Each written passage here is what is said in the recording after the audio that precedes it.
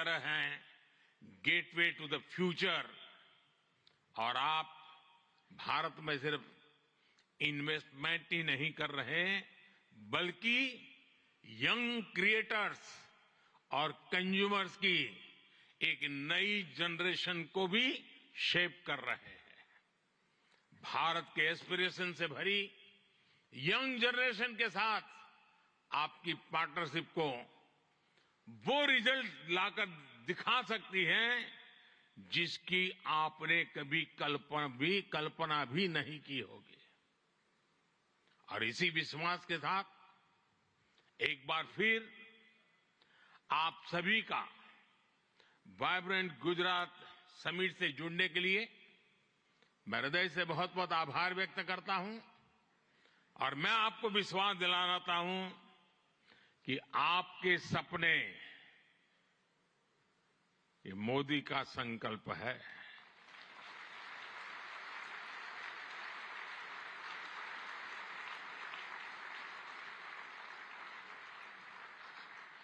आपके सपने जितने बड़े होंगे, मेरा संकल्प भी उतना ही बड़ा होगा। आइए, सपने देखने के अवसर अनेक हैं, संकल्प पूरा करने का सामर्थ्य भी मौजूद है। बहुत बहुत धन्यवाद। माननीय प्रधानमंत्री महोदय, आपके प्रेरणादायक उद्बोधन और गुजरात की विकास कहानी में सक्रिय रूप से भाग लेने के लिए, सभी को प्रोत्साहित करने के लिए एवं आपकी तो प्रधानमंत्री नरेंद्र मोदी संबोधित कर रहे थे और कई बड़ी बातें कही हैं। उन्होंने ये बताया है कि मेट्रो का विस्तार कैसे हुआ है, गांव में ऑप्टिकल फाइबर कैसे पहुंचाया गया है, और उन्होंने ये भी बताया है कि भारत के संबंध यूएई के साथ मजबूत हो रहे हैं। कुछ महत्वपूर्ण बातें प्रधानमंत्री ने कही है और किस तरह से आगे भारत बढ़ रहा है। भारत लगातार उन क्षेत्रों में काम कर रहा है जिससे लोगों का विकास हो रहा है, गरीबों तक योजनाएं पहुंच रही हैं, और यह भी प्रधानमंत्री ने बताया कि अगले 25 साल का लक्ष्य है और उस पर काम चल रहा है। तो अमृतकाल अगले 25 साल भारत के लिए कैसे रहने वाले हैं, और उसके लिए प्रधानमंत्री नरेंद्र मोदी दुनिया को भारत में निवेश करने के लिए आमंत्रित करते भी नजर आए। भारत जल्द तीसरी बड़ी इकोनॉमी बनने जा रहा है, इसका जिक्र भी प्रधानमंत्री नरेंद्र मोदी ने किया।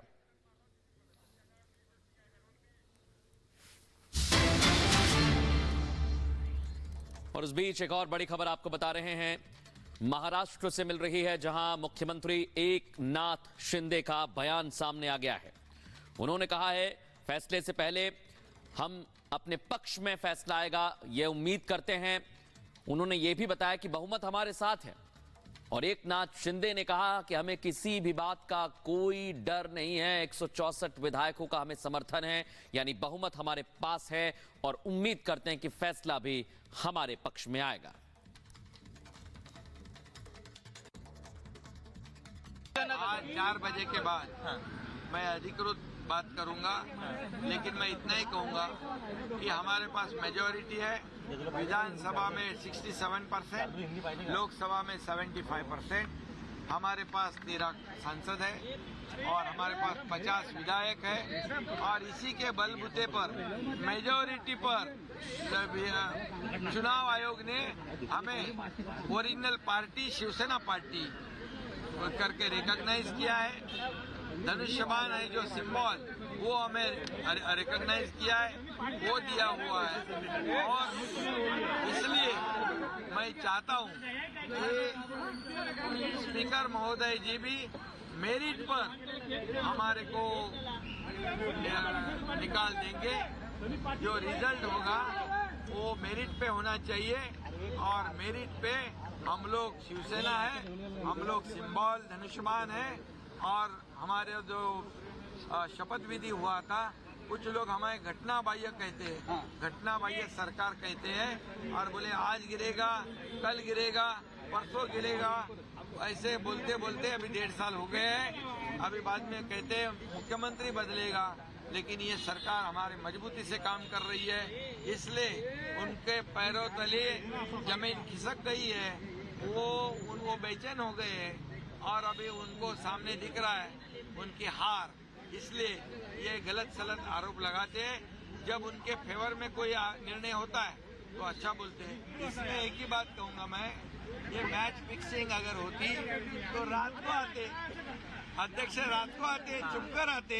ये दिन दहाड़े आ गए, अपने अधिकृत वाहन में आ गए और ऑफिशियल बैठक थी।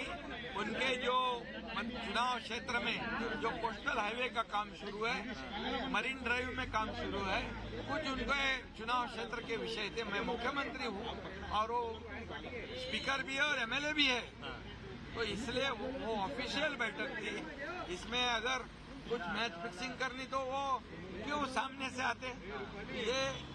ये गलत सलत बयान करते, आरोप करते, वो अभी उनकी हार दिख रही है। इसलिए ये हमें घटना बाह्य कहने वाले ये अनकॉन्स्टिट्यूशनल वही लोग हैं। वो घटना बाह्य लोग वो है क्योंकि सुप्रीम कोर्ट ने भी जब कहा था उनके ऑर्डर में, जजमेंट में, कि जब पहले मुख्यमंत्री ने इस्तीफा देने के बाद जब हमारे पास मेजोरिटी थी 104 बीजेपी के, 50 हमारे, मतलब 164 अगेंस्ट 99, मतलब मेजोरिटी वाला कौन है?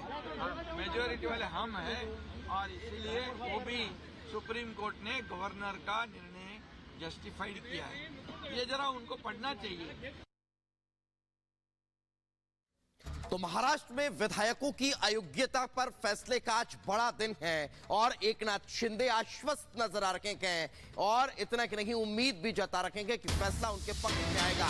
लेकिन इससे इतर स्पीकर राहुल नार्वेकर का भी बयान सामने आया और उन्होंने कहा कि आज ऐतिहासिक फैसला होगा, कानून के हिसाब से ही फैसला होगा, ये कहते नजर आए राहुल नार्वेकर। तो महाराष्ट्र में विधायकों की अयोग्यता पर फैसला आज को ना कहें, लेकिन इस फैसले पर क्या कुछ स्पीकर राहुल नार्वेकर ने कहा, आपको सुनवा देते हैं।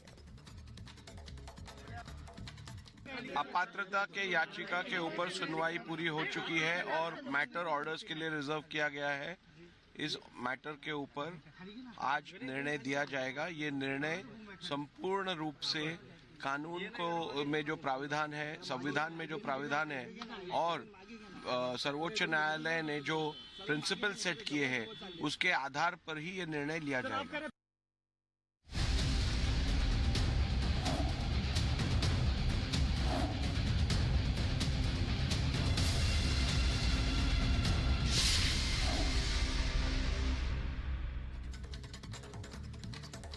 और वहीं समाजवादी पार्टी में घमासान छिड़ गया है। स्वामी प्रसाद मौर्य उनके नेता हैं और उन्होंने कई बार प्रभु राम को लेकर बयान दिया, लेकिन अब पार्टी के अंदर ही उन पर सवाल। भारत अगले कुछ वर्षों में दुनिया की टॉप 3 इकोनॉमी में जाएगा।